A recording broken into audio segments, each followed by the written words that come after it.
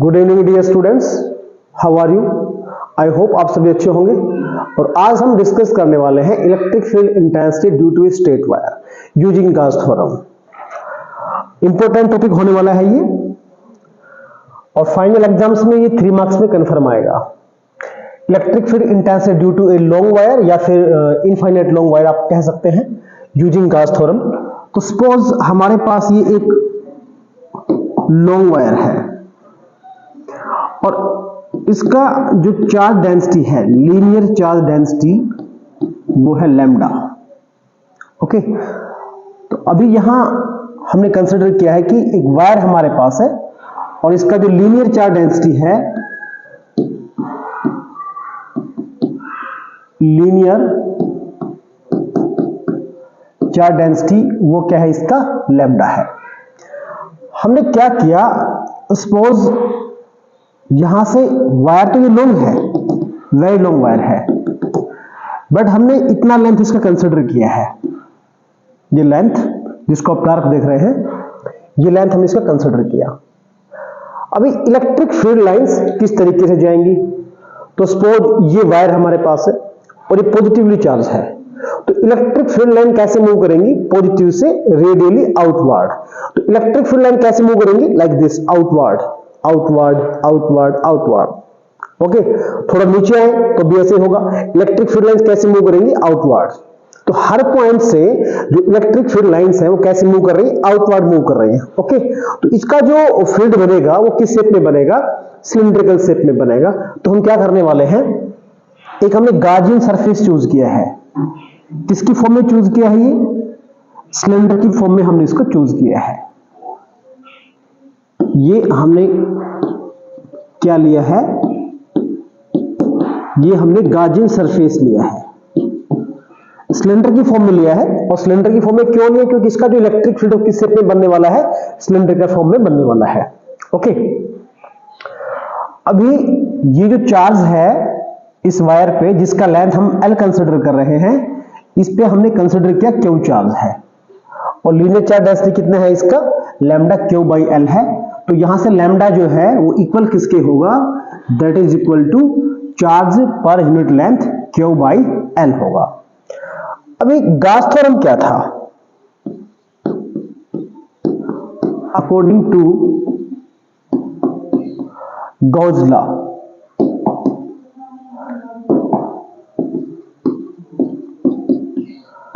According to Gauss law जो flux था वो किसके इक्वल था, E डॉट ds, वो किसके इक्वल था, 1 by epsilon not times the charge. तो हमने यहां कंसिडर किया है कि चार्ज कितना है, Q है, और यहां से हम देख पाएंगे कि जो Q का वैल्यू है वो कितना बनने वाला है, लैम्डा L बनने वाला है। ओके, अभी ये जो सिलेंडर है ये 3 सरफेस से बना है। तो हमने क्या किया है, इस सिलेंडर को रिजॉल्व किया है 3 पार्ट्स में। जैसे फर्स्ट पार्ट हो गया, ये second part, and this is the third part. Resolving Gaussian surface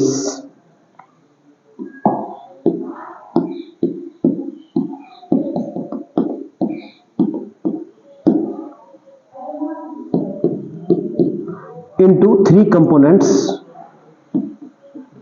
या फिर 3 पार्ट्स हम कह सकते हैं। फर्स्ट ये सर्कुलर हो गया, सेकंड ये कर्व्ड, और थर्ड फिर से क्या हो गया है, सर्कुलर हो गया है। तो अभी तो हमने ये कंप्लीटली लिखा था, अभी हमने क्या किया, इसको रिजॉल्व किया है। तो हम क्या करने वाले हैं, इसको 3 पार्ट्स में इसको हम लिखने वाले हैं। ये हो गया है E dot ds first part के लिए, once again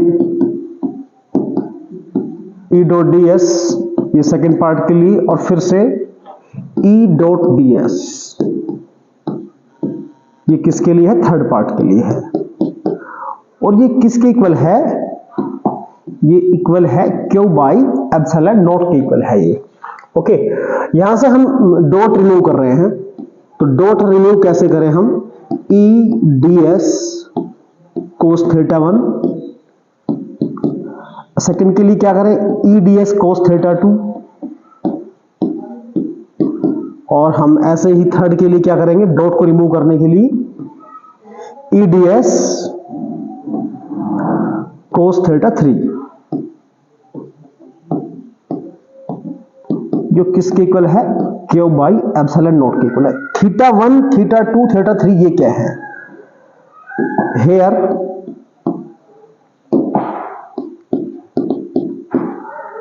theta 1, theta 2 and theta 3 are angle between E and DS for first, second and third parts respectively.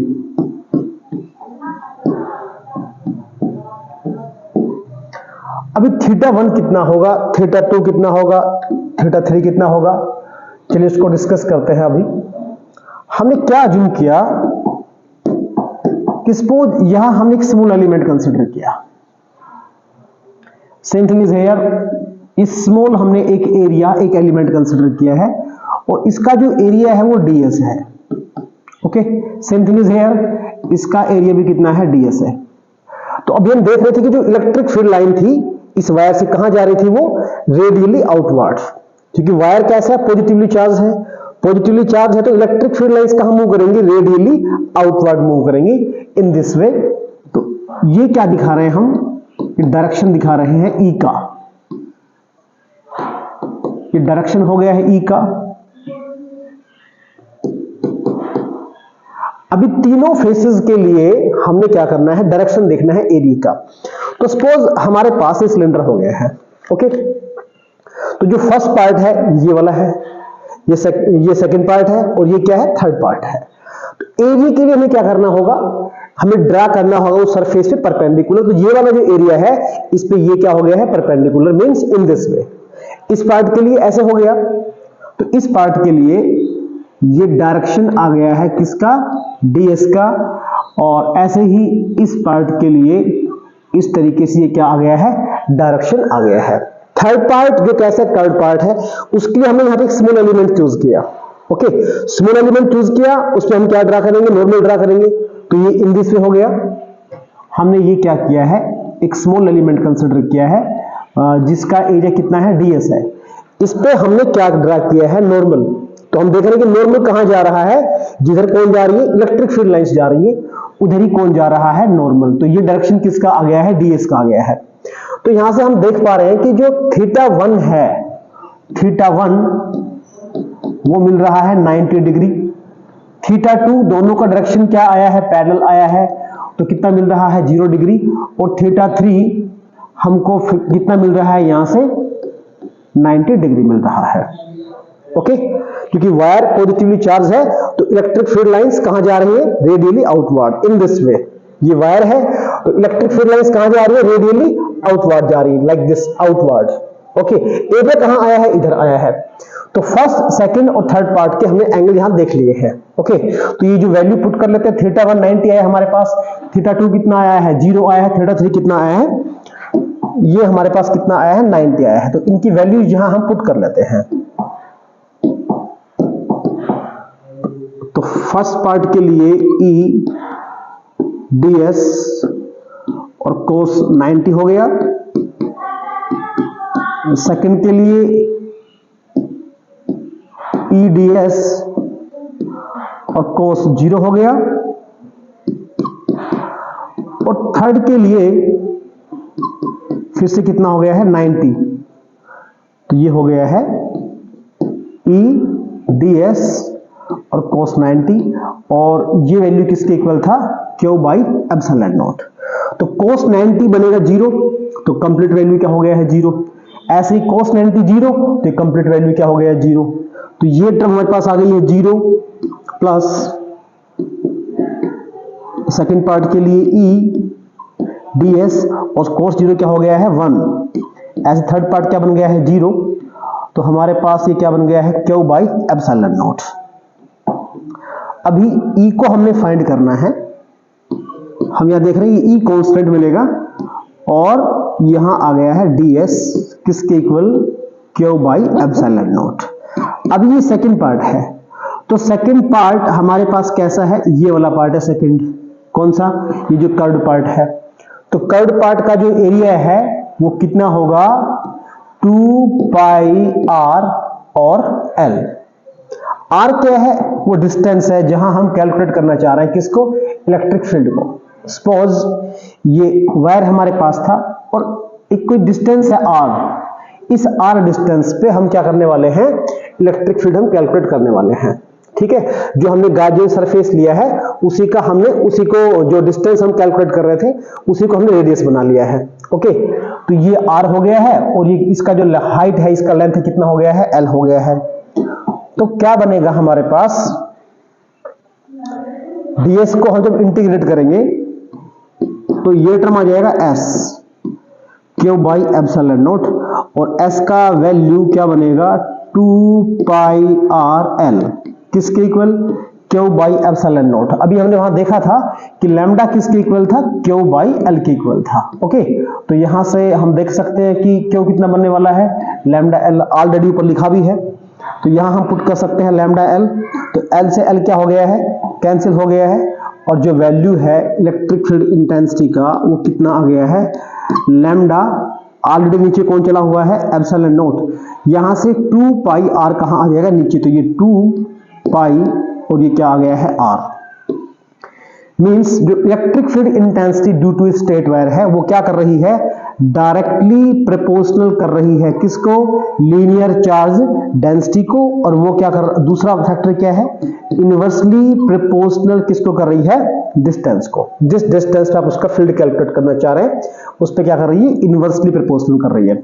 चलिए ग्राफ देखते हैं इनके बीच में। हम यहां हम ले रहे हैं इलेक्ट्रिक फील्ड इंटेंसिटी और यहां हम क्या ले रहे हैं, आर ले रहे हैं। जैसे जैसे आर क्या होगा, इंक्रीज होगा, जब ये आर इंक्रीज होगा तो ई क्या होगा, डिक्रीज। ओके, तो जैसे जैसे आर क्या होता जाएगा, इंक्रीज, ई क्या होता जाएगा, डिक्रीज होता जाएगा। आई होप आपको ये वीडियो पसंद आया होगा और ये टॉपिक आपको समझ में आया होगा। वीडियो को लाइक करें और चैनल को सब्सक्राइब करें। Thanks for watching.